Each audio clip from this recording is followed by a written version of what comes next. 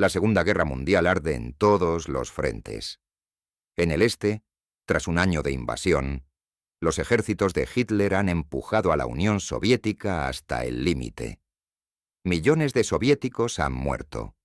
Ciudades enteras han caído. Pero en las orillas del río Volga, una ciudad se convertirá en el escenario de la batalla más brutal, más sangrienta y decisiva de toda la guerra. Stalingrado. Un combate que no solo enfrentó ejércitos, sino dos ideologías, dos dictadores, dos visiones del mundo. Aquí la muerte se volvió rutina. Aquí, la historia cambió para siempre. El sueño de Hitler. Tras fracasar en Moscú en el invierno de 1941, Hitler replantea su estrategia. Ya no busca solo derrotar a la Unión Soviética en un golpe fulminante, sino apoderarse de sus recursos. El petróleo del Cáucaso era la clave.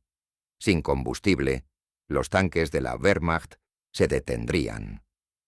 Pero en su camino hacia esos campos petroleros se alzaba una ciudad industrial a orillas del Volga, Stalingrado. Para los generales alemanes, conquistarla era opcional. Para Hitler, era personal. Una ciudad con el nombre de Stalin debía caer. Sería un golpe a la moral del enemigo y un triunfo propagandístico. Del otro lado, Stalin lo entendió de inmediato. Si Stalingrado caía, caía su prestigio, su autoridad. No estaba en juego solo una ciudad, sino el alma del país. La destrucción de una ciudad. El 23 de agosto de 1942, la Luftwaffe inicia uno de los bombardeos más feroces de la guerra. En cuestión de horas, Stalingrado arde. Fábricas, barrios enteros, hospitales, todo reducido a ruinas. Decenas de miles de civiles mueren esa noche. Pero lo que debía ser una victoria fácil, resultó un error estratégico. Las ruinas eran el escenario perfecto para una defensa desesperada. Las calles se convirtieron en trincheras, los escombros en fortificaciones, los sótanos en refugios. Cada edificio podía ser una fortaleza. Los soviéticos lo llamaron la guerra de ratas. Combates a pocos metros, en túneles, alcantarillas, escaleras. El frente se medía en metros, a veces en habitaciones. Ni un paso atrás. En Moscú, Stalin dicta la orden número 227. Ni un paso atrás. La retirada queda prohibida. Batallones de bloqueo del NKVD disparan contra sus propios hombres e intentan huir. Para los soviéticos, la única salida era vencer o morir. Mientras tanto, los refuerzos cruzaban el Volga bajo fuego constante de la artillería alemana. Barcazas cargadas de jóvenes reclutas eran destruidas antes de tocar tierra. Los que lograban cruzar, muchas veces sin armas, eran enviados directamente al frente. A menudo recibían la orden: cuando caiga tu camarada, recoge su fusil. Cada día morían miles, pero nuevos reemplazos llegaban. La consigna era clara: Stalingrado debía resistir. El infierno urbano. Stalingrado se convirtió en un cementerio. Lugares que eran simples edificios industriales pasaron a la historia. La fábrica de tractores, donde tanques incompletos salían de la línea de montaje y eran enviados directamente al combate. La casa de Pavlov, defendida por apenas 25 hombres durante 2 meses contra cientos de ataques alemanes, símbolo de la resistencia. La estación central, que cambió de manos hasta 14 veces en un solo día. Los soldados dormían entre cadáveres, peleaban por las escaleras, se lanzaban granadas de habitación a habitación. El general Vasily Chuikov, al mando de la defensa, ordenó mantenerse siempre cerca del enemigo. Así la artillería alemana no podía bombardear sin arriesgar a sus propios hombres. La consigna era: abrázate al enemigo. El giro del destino. En otoño la ciudad parecía perdida. Los alemanes controlaban el 90% de Stalingrado, pero Stalin y sus generales preparaban una jugada maestra: la Operación Urano. El plan: Atacar no en el centro, sino en los flancos del Sexto Ejército, defendidos por tropas rumanas, italianas y húngaras, mal equipadas para resistir el invierno ruso.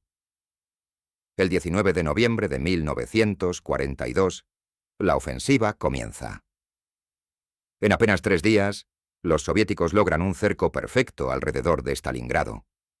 Más de 300.000 soldados alemanes quedan atrapados. Hitler ordena resistir. Les promete abastecimiento aéreo, 500 toneladas diarias. La Luftwaffe solo logra entregar una fracción. El cerco se cierra. El destino del Sexto Ejército está sellado. El hambre, el frío, la desesperación. El invierno ruso cae con toda su brutalidad.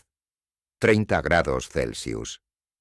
Sin ropa adecuada, sin combustible, sin comida, los soldados alemanes empiezan a morir a miles. La carne de caballo se convierte en un lujo. Se comen ratas, perros, incluso cuero hervido de cinturones y botas. En hospitales improvisados, miles de heridos yacen sin medicinas, muriendo de gangrena y frío. La disciplina se rompe, algunos intentan escapar, otros se rinden. Mientras tanto, la propaganda alemana en Berlín habla de heroísmo. En Stalingrado lo que reina es el hambre, la enfermedad y la desesperación. La caída del Sexto Ejército. El 31 de enero de 1943, el mariscal Friedrich Paulus, ascendido por Hitler para que luchara hasta la muerte, se rinde. Hitler esperaba que se suicidara. Paulus se niega. Es capturado vivo, el primer mariscal alemán hecho prisionero en la historia. 2 días después, los últimos restos del Sexto Ejército también se entregan. De más de 300.000 soldados alemanes atrapados, solo unos 90.000 son tomados prisioneros. Apenas unos 5.000 regresarán años después a Alemania. El resto morirá en campos soviéticos. El precio de la victoria. Stalingrado fue el campo de batalla más sangriento de la historia. Más de 2 millones de bajas entre soldados y civiles. La ciudad quedó destruida casi por completo. Pero la victoria soviética marcó un antes y un después. Por primera vez, el ejército de Hitler fue derrotado de forma decisiva. Desde Stalingrado la Wehrmacht pasaría a la defensiva. El ejército rojo no se detendría hasta Berlín, 2 años después. El legado de Stalingrado. Hoy la ciudad se llama Volgogrado, pero en la memoria del mundo sigue siendo Stalingrado, sinónimo de resistencia, sacrificio y horror.